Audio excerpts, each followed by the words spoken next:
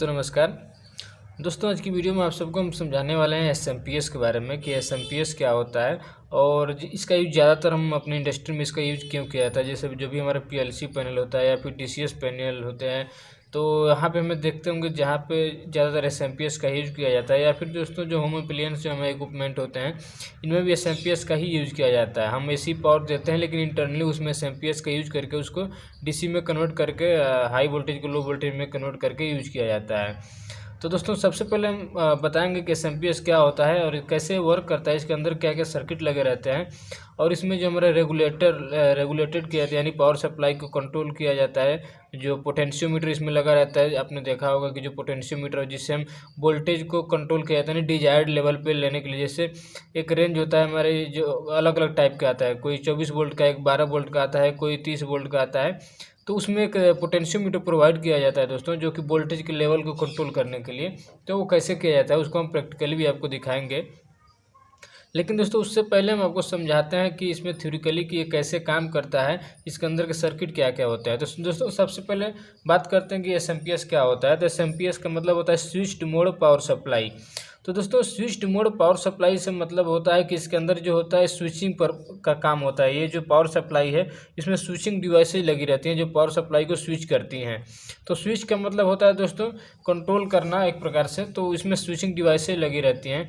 दोस्तों एसएमपीएस यानी switched mode power supply के अलावा एक आता है लीनियर पावर सप्लाई, जिसको एलपीएस भी बोला जाता है। तो लीनियर पावर सप्लाई में क्या होता है दोस्तों, उसमें डायरेक्ट रेक्टिफायर से हमारा एसी में डीसी में कन्वर्ट हो जाता है। उसके बाद रेगुलेटर लगा के या ट्रांसफार्मर लगा के उसमें वोल्टेज को स्टेप डाउन करके यूज कर लिया जाता है। लेकिन दोस्तों उसमें हमारा ज़्यादातर प्रोटेक्शन नहीं रहता है। लेकिन जो हमारा स्विच्ड मोड पावर सप्लाई आता है तो इसके नाम से पता चल रहा है स्विच्ड मोड, यानी कि इसमें स्विचिंग डिवाइसेज लगी रहती हैं प्रोटेक्शन के लिए। तो इसका मतलब होता है स्विच्ड मोड पावर सप्लाई। तो दोस्तों जहाँ भी हमें ये स्विच्ड मोड पावर सप्लाई का काम क्या होता है, एसएमपीएस जो होता है सबसे पहले ये हमारा एसी जो ज़्यादातर दोस्तों दो प्रकार का हमारा यूज़ किया जाता है इंडस्ट्री में। जो हमारा एसएमपीएस आता है तो वो होता है दोस्तों एसी टू डीसी या फिर DC to AC, sorry AC to DC या फिर डीसी टू डीसी, ये दो प्रकार का होता है। एसी को डीसी में कन्वर्ट करने वाला या फिर डीसी को डीसी में कन्वर्ट करने वाला, तो ये होता है एसएमपीएस। तो दोस्तों सबसे पहले क्या करता है कि एसी को डीसी में कन्वर्ट करता है। उसके बाद दोस्तों उस वोल्टेज का स्टेप डाउन भी करते हैं, यानी एसी में जो हमारा वोल्टेज आता है 230 वोल्ट उसको हमारा कम करके स्टेप डाउन करके हमें डिजायर्ड लेवल आउटपुट, जैसे हमें 24 वोल्ट चाहिए, 12 वोल्ट चाहिए, तो उसके हिसाब से हमें आउटपुट प्रोवाइड कराता है आउटपुट में। तो इसका मेन काम रहता है स्विचिंग करके हमारे जो आउटपुट आ रहा है, आउटपुट सप्लाई आ रहा है, उसको कंट्रोल करके हमें डिजायर्ड लेवल का आउटपुट प्रोवाइड करना। जैसे मान लीजिए हमारा पे यहाँ इनपुट है, इनपुट साइड यहाँ पे 230 वोल्ट आ रहा है एसी, और हमारे आउटपुट में जैसे मान लीजिए हमारा अगर 24 वोल्ट का है तो 24 वोल्ट यहाँ आउटपुट में आएगा, 24 वोल्ट यहाँ पे डीसी आएगा।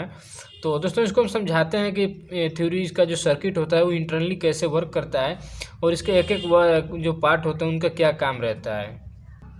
तो दोस्तों जो भी हमारा एसएमपीएस होता है उसमें जो हमारे मेन इक्विपमेंट लगे रहते हैं, मेन जो हमारा सर्किट होता है वो होता है पहले एक होता है इनपुट साइड में हमारा रेक्टिफायर और फिल्टर लगा रहता है।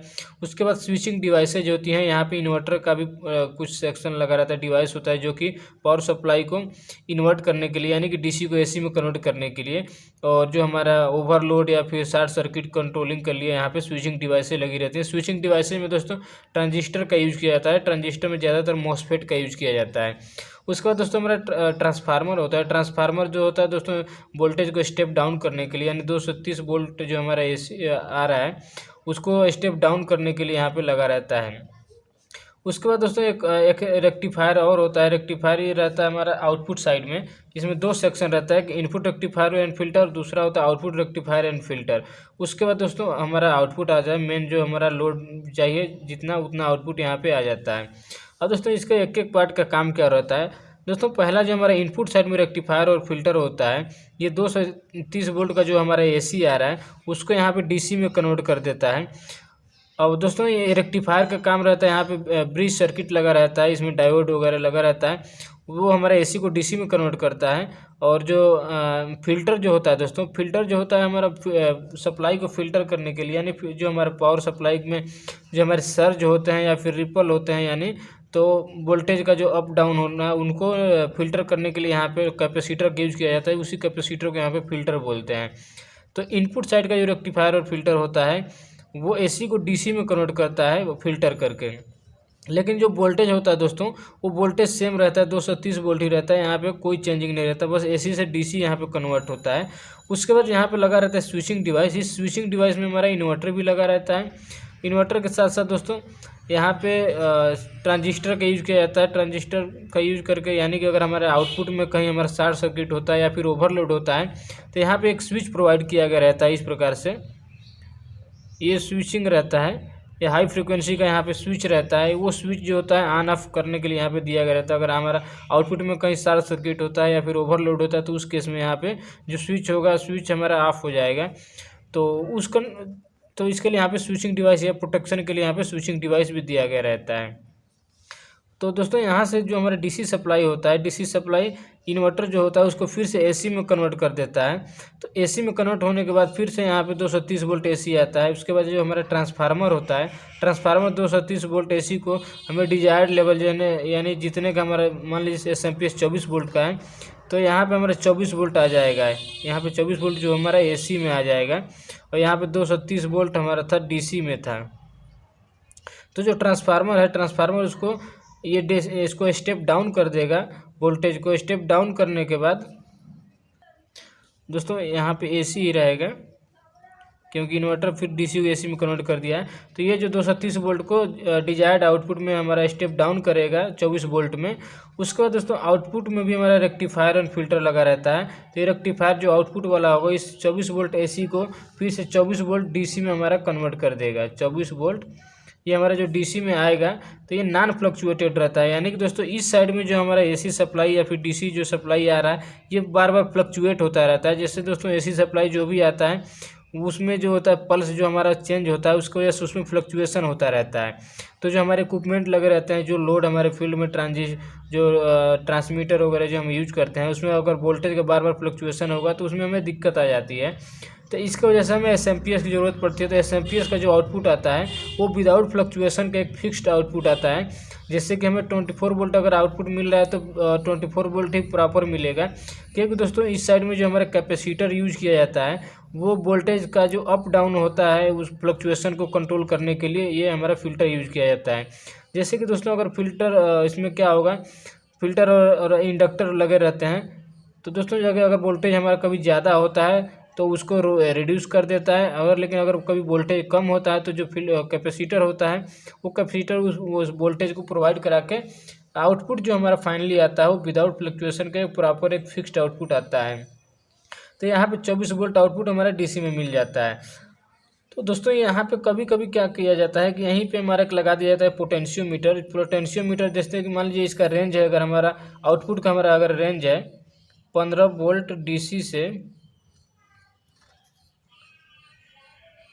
24 वोल्ट डीसी का अगर हमारा रेंज है, तो इसका रेगुलेशन के लिए हमें यहाँ पे एक पोटेंशियोमीटर का यूज कर दिया जाता है। यहाँ पे उस पोटेंशियोमीटर में एक रोटेटिंग नोब दिया जाता है, जिसका जो और यहाँ पे रेंज भी लिखा रहता है, 15 वोल्ट 20 वोल्ट ऐसे करके इसके चारों रेंज लिखा रहता है। जब आप इसको रोटेट करेंगे तो आउटपुट में जो हमारा वोल्टेज आता है, वो रेगुलेट होकर आता है। जैसे कि अगर अपने आउटफील्ड में कहीं सेंसर या फिर कोई भी डिवाइस लगाया, अगर वो 15 वोल्ट डीसी पे चलने वाला है, तो उस एसएमपीएस को हम 15 वोल्ट पर रोटेट करके रेगुलेट करके सेट करेंगे, तो आउटपुट में हमारा 15 वोल्ट आता है।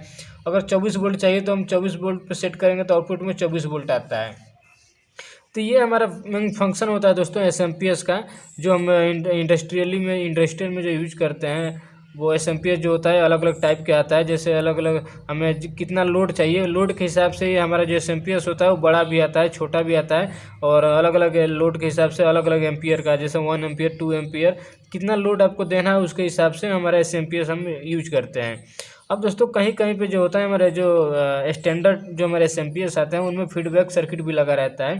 वो क्या होता है दोस्तों, यहाँ से जो हमारे एक फीडबैक का सर्किट लिया गया रहता है, वो यहाँ से लेके स्विचिंग डिवाइस तक यहाँ पे कनेक्ट किया गया रहता है। फीडबैक सर्किट को एक सेंसर लगा रहता है दोस्तों इसके इंटरनली, वो आउटपुट को सेंस करता है। तो दोस्तों आउटपुट जैसे मान लीजिए हमने सेलेक्ट किया कि आउटपुट में 24 वोल्ट का अगर हमारा एसएमपीएस है, तो आउटपुट में 24 वोल्ट जा रहा है कि नहीं जा रहा है, वो कंफर्म करने के लिए एक फीडबैक सर्किट लगा रहता है जो स्विचिंग डिवाइस के पास, वो कंटिन्यू यहाँ पे फीडबैक देता रहता है। अगर यहाँ पे जैसे आउटपुट हमें 24 वोल्ट नहीं मिल रहा है तो जो स्विचिंग डिवाइस रहता है या कंट्रोल डिवाइस जो इसके अंदर लगा रहता है वो वोल्टेज के लेवल को कंट्रोल करके अप या डाउन यहाँ पे कर सकता है। इसके लिए यहाँ पे कभी कभी जो हमारे स्टैंडर्ड टाइप के जो आते हैं उनमें यहाँ पे एक फीडबैक सर्किट लगा रहता है, और जो यहाँ पे आउटपुट से स्विचिंग डिवाइस, इसको हम कंट्रोल डिवाइस भी बोले हैं, इसमें सारे कंट्रोल सर्किट जो भी रहता है इसी में लगा रहता है। तो यहाँ से हमारा कंट्रोल सर्किट भी जुड़ा रहता है फीडबैक कंट्रोल करने के लिए।